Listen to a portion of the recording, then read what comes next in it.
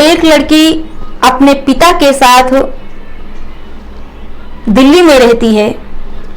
उसका पिता किसी तरह मजदूरी करके उसको पढ़ाता है, लिखाता है। वो सोचता है कि हमारी बेटी किसी लायक बन जाए, और उस पिता के कहने के अनुसार वो बेटी नहीं चलती है। तभी उसके साथ कुछ ऐसी घटना घटती है कि जिसको सुनकर आप भी परेशान हो जाओगे, हैरान हो जाओगे। नमस्कार, आज मैं फिर एक सच्ची घटना के साथ आपके समक्ष उपस्थित हुई हूँ। आज की जो सच्ची घटना है यह है दिल्ली के रहने वाले एक राम नरेश नाम के आदमी की, जिसकी इकलौती बेटी होती है और राम नरेश की बीवी 6 साल पहले मर चुकी हुई होती है। वो जो राम नरेश होता है वो अपनी बेटी को लेकर उसी के साथ अपना जीवन व्यतीत करता है। उसी को देखकर वो जीता है, उसी को देखकर मरता है। दोस्तों, वो जो राम नरेश होता है अपनी बेटी को अच्छे स्कूल में पढ़ाता है। उसकी बेटी की उम्र लगभग 19 साल की होती है। वो कक्षा 12 की छात्र होती है।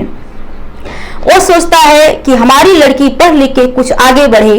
राम नरेश दूसरी शादी नहीं किया था, बस उसको यही तमन्ना थी कि हमारी एक बेटी है, यही हमारा सब कुछ है।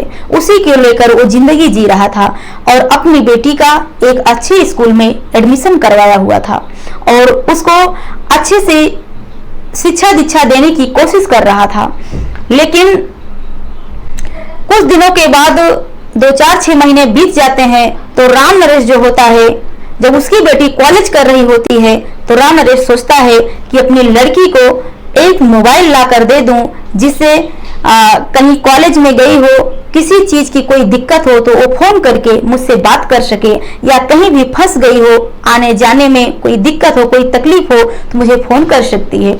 इसी बीच राम नरेश ऐसा विचार किया और अपनी लड़की को ला करके एक मोबाइल फोन दे दिया।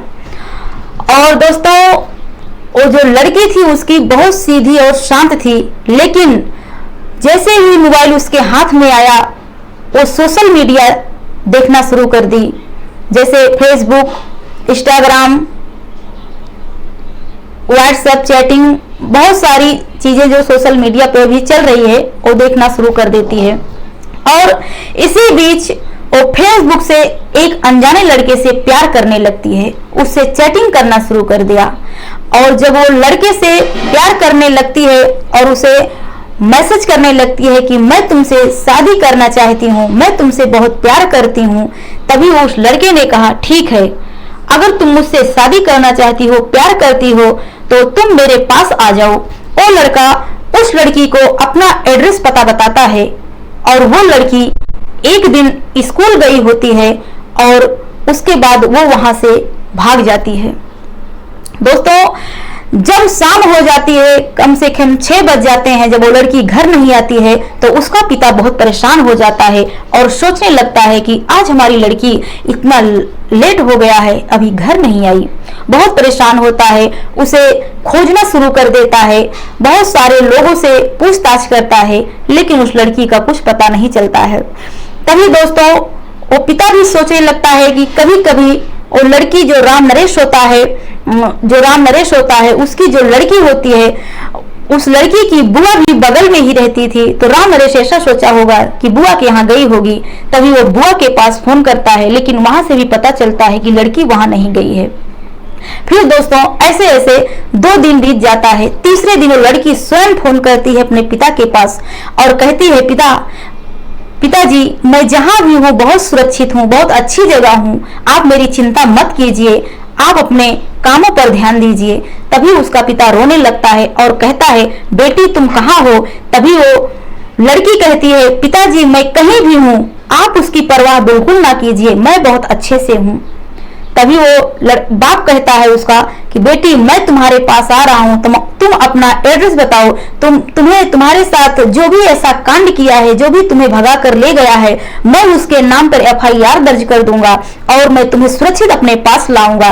तभी वो लड़की कहती है, पिताजी आप हमारी खोज करने की बिल्कुल कोशिश ना करें, नहीं तो सारा आरोप आपके ऊपर लगा दूंगी। और जो कुछ भी मेरे साथ होगा उसका जिम्मेवार आप होंगे।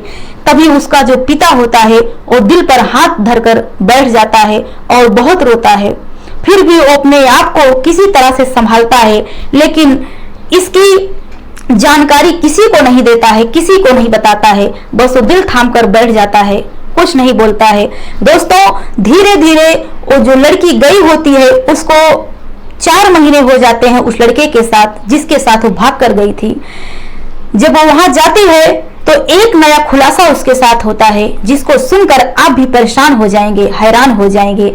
जब वो वहां लड़की जाती है उस लड़के के पास और वो जो देखती है तो बहुत ही परेशान होती है।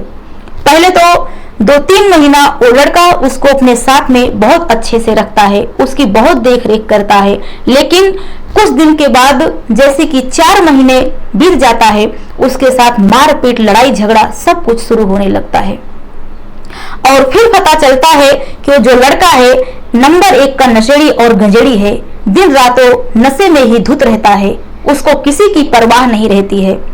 तभी वो लड़की बहुत परेशान हो जाती है। अब ना वो तो पिता के पास फोन करती है और ना ही किसी रिश्तेदारों के पास फोन करके बात करती है, ना तो किसी को बता सकती है और बहुत परेशानी उठाती है, बहुत दुख झेलती है उस लड़के के साथ में।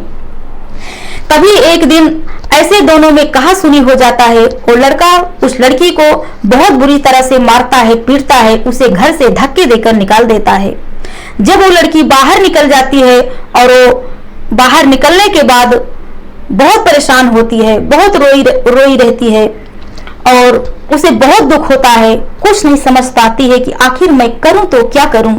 फिर वो सोचती है कि चलो मैं अपने पिता के पास फोन लगाती हूँ।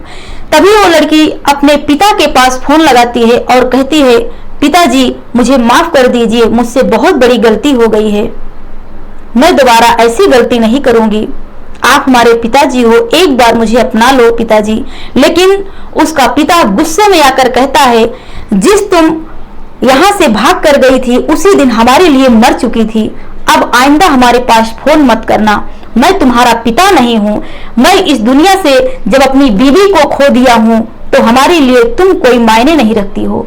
आज के बाद तुम हमारे पास फोन मत करना, तुम जैसी हो जहां भी हो उसी हालत में उसी जगह पे रहो और हमारे यहाँ आने की कोशिश भी मत करना। तभी वो लड़की पिता की बातों को सुनकर और जोर जोर से रोने लगती है और कहती है, पिताजी अब हमारा इस दुनिया संसार में कोई नहीं है। तभी उसका पिता फिर जवाब देता है कि मुझसे ये सब बात करने के लिए मेरे पास टाइम नहीं है, मैं ये सब बात तुमसे नहीं कर सकता हूँ। मैंने पहले भी तुम्हें समझाया था कि तुम ऐसा कोई काम मत करना जिससे तुम्हें तकलीफ हो, लेकिन तुम मेरी बात नहीं मानी।